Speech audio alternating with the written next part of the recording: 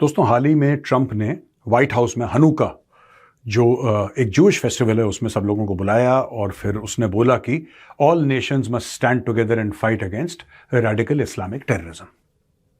तो डायरेक्टली बात हुई जो सिडनी की बोंडाई बीच पे अटैक हुआ था जिसमें कि दर्जन से ज्यादा लोग मारे गए, बाप बेटे ने मारे। अच्छा, यहां पे ना बड़ी एक अजीब सी बहस हो रही है और उस बहस के बारे में मैं आपको बताना चाहता हूं, और इसके रूट पे जाना चाहता हूं। ये वीडियो मैंने इसलिए बनाया दोस्तों क्योंकि इंडिया में बहुत लोगों को कंफ्यूजन है कि ये जो फसाद है, ये जो मुसीबत है, ये जो परेशानी है, ये जो टेररिज्म है, इसकी जड़ क्या है। और लोग ढूंढ रहे हैं, ऐसे परेशान हो रहे हैं। तो किसी ने बोल दिया कि नहीं, वो बाप बेटे जो थे वो पाकिस्तानी थे, तो यहां पे पाकिस्तानी। मुझे भी टीवी चैनल्स पे बुलाया, मैंने कभी पाकिस्तान का नाम नहीं लिया। क्यों? क्योंकि अब मैं समझ चुका हूं और मैं आपको यह बताऊंगा क्या समझ चुका हूं। यह भी आप आगे वीडियो देखिए, आपको पता लगेगा कि मैं क्या समझ चुका हूं। पाकिस्तानी थे। अब फिर वहां पे बोला किसी ने इंडियन थे। वो कोई कह रहा है कि जी हैदराबाद से आए थे, तेलंगाना से, जहां से भी XYZ। दोस्तों, दो तीन बातें आप समझिए। इंडियंस क्यों कह रहे हैं कि वो पाकिस्तानी है? क्योंकि 99% को तो जेन्युइनली लगा होगा पाकिस्तानी है, तो उन्होंने बोला पाकिस्तानी है। और पाकिस्तानी क्यों बोल रहे हैं इंडियंस है, इसमें जमीन आसमान का फर्क है। आप क्यों बोल रहे हैं कि वो पाकिस्तानी है और पाकिस्तानी क्यों बोल रहे हैं इंडियन है? आप ये मत सोचना कि it's a question of geography, because it's not.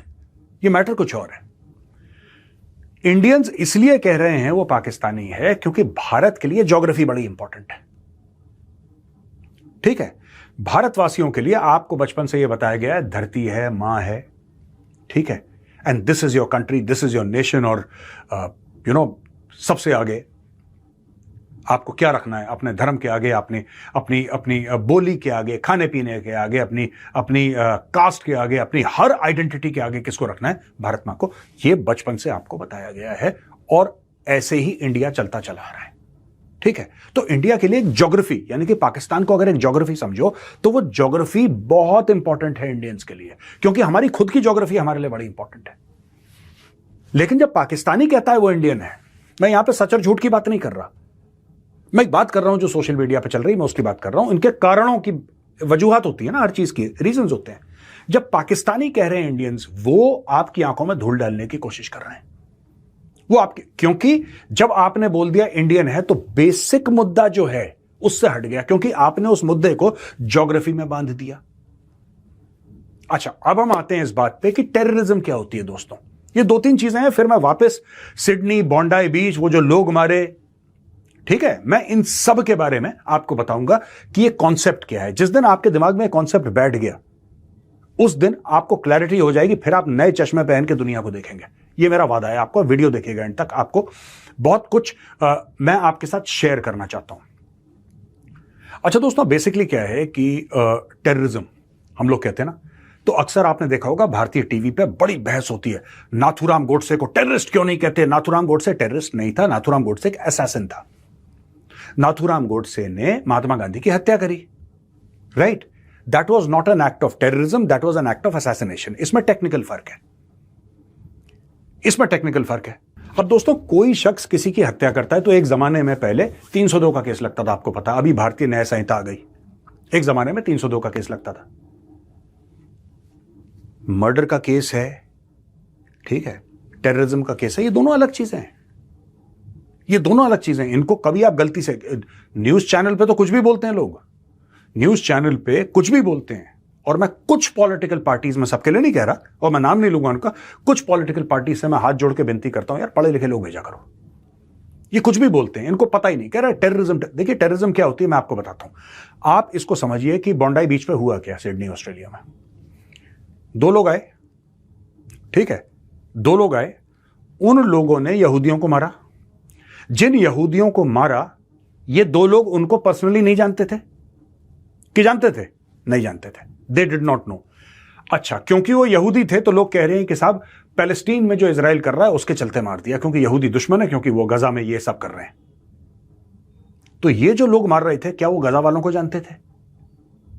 नहीं जानते थे, राइट ना। वो जिनके लिए मार रहे हैं उनको नहीं जानते, जिनको मार रहे हैं उनको नहीं जानते, लेकिन इन्होंने 12-15 लोगों को जान से मार दिया वहां पे एक टेरर एक्ट में, राइट। अच्छा, क्यों? इनकी क्या जरूरत है? मैं कहता हूं कि चलो ये लोग जो बोल रहे हैं साहब तेलंगाना में पैदा हो गए, कहीं और पैदा हो गए, इनकी क्या जुड़त है? ये गाजा गए थे कभी? इनकी जुड़त क्या है? इतना मोटिवेशन, आप एक अच्छी जिंदगी, एक फर्स्ट वर्ल्ड कंट्री में आप रह रहे हैं, वहां पे एक अच्छी खासी लाइफ है, और आपको भी पता है कि वन वे मिशन है। आप जब जाएंगे पब्लिक प्लेस में, आप फायर आर्म डिस्चार्ज करेंगे, आप लोगों को जान से मारेंगे, तो इसके रिपरकशंस होंगे, क्योंकि law of the land will take its course. आप अपनी जिंदगी, अपने परिवार की जिंदगी, अपने बेटे की जिंदगी खाक में मिला सकते हैं, क्योंकि आपकी वो आइडियोलॉजी इतनी स्ट्रांग है, वो कहती है कि बर्बाद कर दो सबको। जिसने इसको पाल के रखा, जिसने इसको पनाह दी, जिसने इसको एक अच्छी जिंदगी दी, उन लोगों को खत्म कर दो, हत्या कर दो, बर्बाद कर दो। ये क्या आइडियोलॉजी है? आप पहले ये समझिए। जब आप ये कहते हैं कि ये तो पाकिस्तानी था, ठीक है, you do so from a place of ignorance. इसलिए मैंने अपने किसी वीडियो में, किसी ट्वीट में ये वर्ड पाकिस्तानी यूज ही नहीं करा, because I know real problem, बात इंडिया पाकिस्तान की है नहीं, इधर बात रेडिकल इस्लामिक आइडियोलॉजी की है। इंडिया पाकिस्तान का लेना एक ना लेना दो। अब मैं आपको 2-3 एग्जांपल दे देता हूं। केरला से लड़के जाते हैं, यंग मैन जाते हैं तुर्की से जाते हैं सीरिया, इस्लामिक स्टेट ज्वाइन करते हैं, वो पाकिस्तान के थे। डॉक्टर उमर लाल किले के बॉम्ब ब्लास्ट में फट गया, जो कितने लोग, दर्जन से ज्यादा उसने मार दिए, वो पाकिस्तानी था। आदिल अहमद डर, पुलवामा सुसाइड बॉम्बिंग्स, 40 सीआरपीएफ के भाई हमारे वीरगति को प्राप्त हो गए, वो आदिल अहमद डर, वो पाकिस्तानी था। आप सोचिए, पाकिस्तानी जानबूझकर इसको ज्योग्राफी में महदूद करना चाहते हैं, ज्योग्राफी में रिस्ट्रिक्ट और कंस्ट्रेन करना चाहते हैं, क्योंकि वो पाकिस्तानियों के फेवर में है कि आप एक ज्योग्राफी से बांध दो इनको,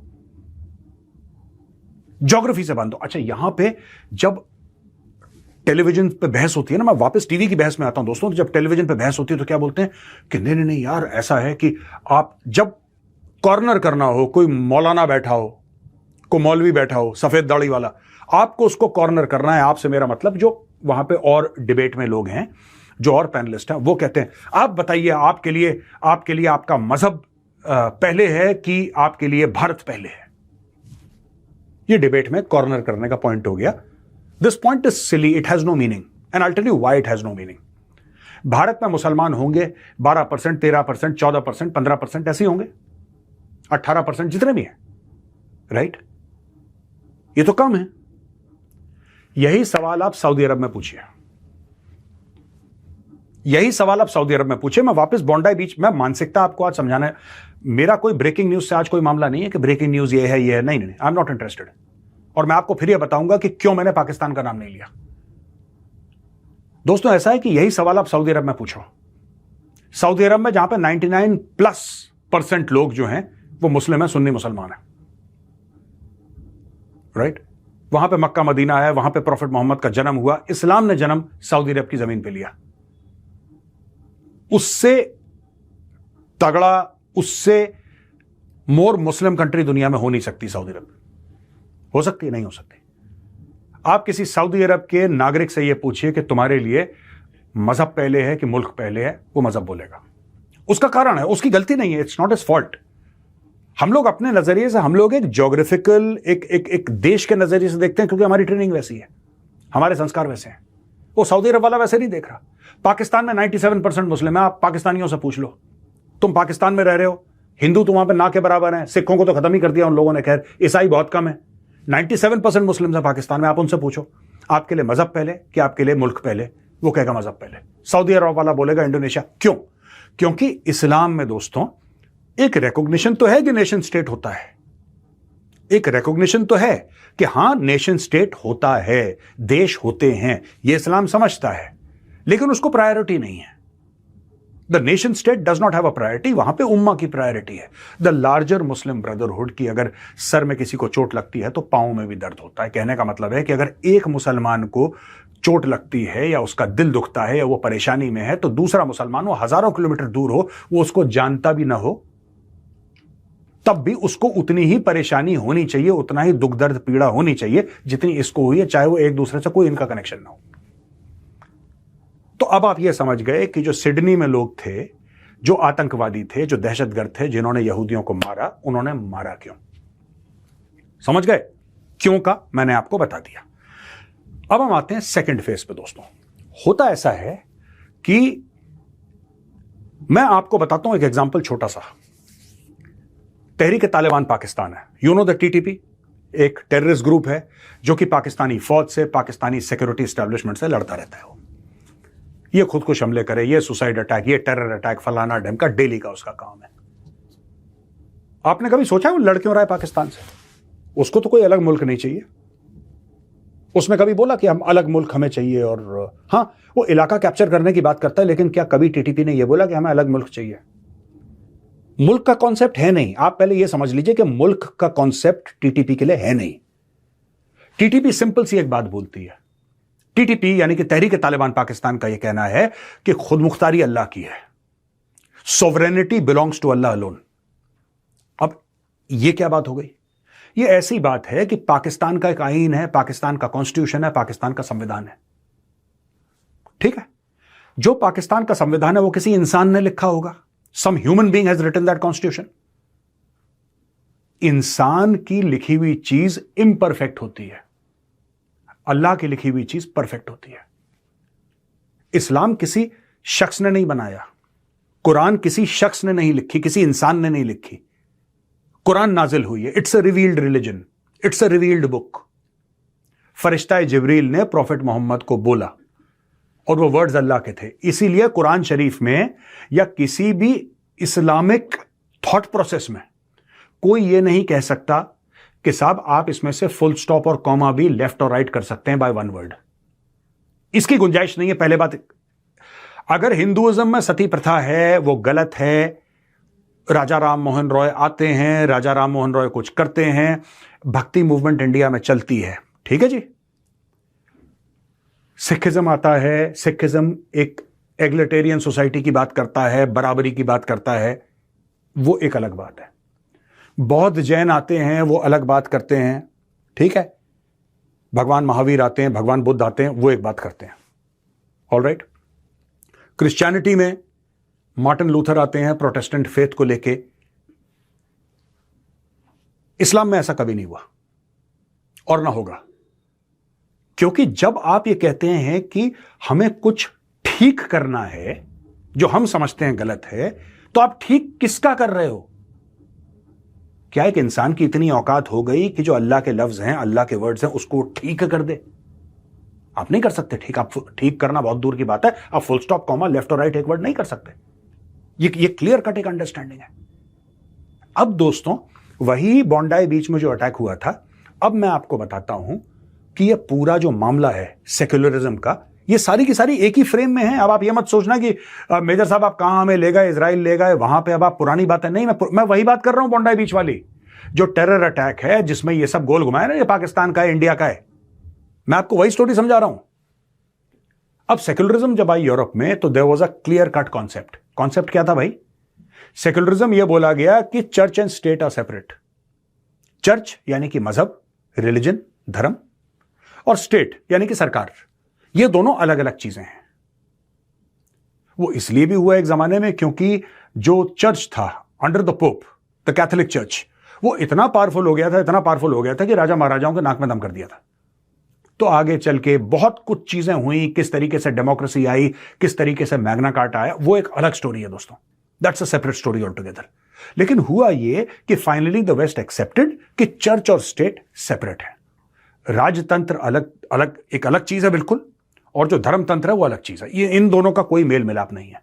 लेकिन अगर आप अल्लामा इकबाल को पढ़ें, अल्लामा इकबाल ये कहते हैं कि जब हो मजहब से सियासत जुदा, जब हो मजहब यानी कि रिलीजन और सियासत यानी कि पॉलिटिक्स, जब हो मजहब से सियासत जुदा, तो जो बचता है वो है चंगेजी। यानी कि if you separate religion from state, what you get is the rule of Changez Khan. गर्दनें उतारो, ये करो, वो करो, यानी कि अराजकता, फितना। So what he is saying, Allama Iqbal ये कह रहे हैं कि अगर आपने रिलीजन को स्टेट से अलग कर दिया, अगर आपने बोला कि धर्म और सरकार ये दो अलग अलग चीजें हैं, तो सब बर्बाद हो जाएगा, सब बर्बाद हो जाएगा। और this is one of the core principles of Islamic jurisprudence. ये one of the core principles है। आप धर्म और सियासत को अलग नहीं कर सकते। तो दोस्तों ये सारे के सारे मैंने आपको कॉन्सेप्ट समझाए। क्यों समझाए? मैं सिर्फ आपको एक बात ये बोलना चाहता हूं कि जो प्रॉब्लम है वो ये नहीं है कि ये दोनों भारत से आए कि पाकिस्तान से आए कि सीरिया से आए कि सऊदी अरेबिया से, इससे कोई फर्क नहीं पड़ता। It is irrelevant. आप ऐसा सोचते हैं क्योंकि आपको यह बताया गया है, और यह हमारे लिए भी सही है, और मेरे मां बाप ने मुझे यही बताया था और मैं भी इसी बात पर विश्वास करता हूं। मेरा भी यकीन इसी बात पे है कि ये मिट्टी है मेरी मां है, भारत हमारी मां है, ठीक है। इसके लिए सर कटा देंगे, जान दे देंगे। लेकिन वही सवाल आप सऊदी अरब वाले से पूछिए, यमन में पूछिए, जॉर्डन में पूछिए, कहीं भी पूछिए, 57 मुस्लिम कंट्रीज में पूछिए।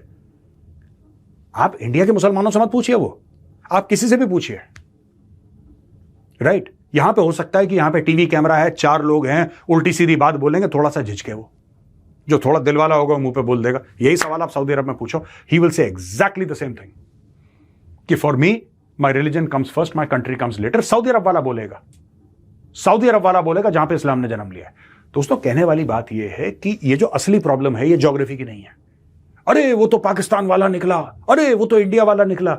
हेलो, इट डजंट मैटर, क्योंकि चाहे वो इंडिया वाला है चाहे वो पाकिस्तान वाला है, जो रेडिकल इस्लामिस्ट आइडियोलॉजी में बिलीव करता है उसको ज्योग्राफी से कोई लेना देना नहीं है, उसको ज्योग्राफी से कोई मतलब नहीं है। अगर उसको ज्योग्राफी से मतलब है तो एक बात बताइए, केरल से नौजवानों को जाने की क्या जरूरत है इस्लामिक स्टेट ज्वाइन करने की? आप ये समझा दीजिए मुझे, उनका क्या मतलब है? लेकिन जाते हैं, आजकल नहीं जाते, एक जमाने में काफी गए हैं, दर्जनों की तादाद में गए हैं। And this is known to you and this is known to me. तो दोस्तों ये मैं कहने की आज ना मैं इसलिए समझाना चाह रहा था कि ये जो पूरा ये चल रहा है ना कि वो तो, और पाकिस्तानी ट्विटर पे वो तो इंडिया का निकला, पाकिस्तानी जानबूझ के कर रहे हैं, they are doing it deliberately, क्योंकि उनको पता है कि असली मामला जो है रेडिकल इस्लामिस्ट टेररिज्म का, वो मामला छुप जाएगा, इसको ज्योग्राफी में कन्फाइन कर दो। इंडिया से था, इंडिया से था, हां इंडिया से था, फिर असली बात पे आओ ना यार, असली बात पे आओ। असली बात है ideology. The real problem is the ideology, the poisonous ideology. The real problem is not the geography. वो पाकिस्तान का हो, वो सऊदी अरब का हो, न्यूयॉर्क सिटी में बैठा हो यार, वो न्यूयॉर्क में बैठा हो, वो फ्रांस में बैठा हो, उससे क्या फर्क पड़ता है? उससे क्या फर्क पड़ता है आप बताओ? फर्क इससे पड़ता है कि एक कॉमन आइडियोलॉजी इन टेररिस्ट को, जो भी हैं रेडिकल इस्लामिस्ट, इनको कॉमन जो एक आइडियोलॉजी है वो इनको बाइंड करती है। ये आइडियोलॉजी समझने की जरूरत है दोस्तों। ये बाकी सब ये ज्योग्राफी कौन से पिन कोड का था, वो उसका घर था, उस मोहल्ले में रहता था, आता था, कभी कभी आता था शहर में, जब उसका बाप मर गया तो उससे मिलने नहीं आया, 2-4 बार इंडिया आया है, यहां पे गया है, नो नो नहीं, वो हमें तो लगता है कि लाहौर का रहने वाला है। हाउ डज इट मैटर यार? How does it matter?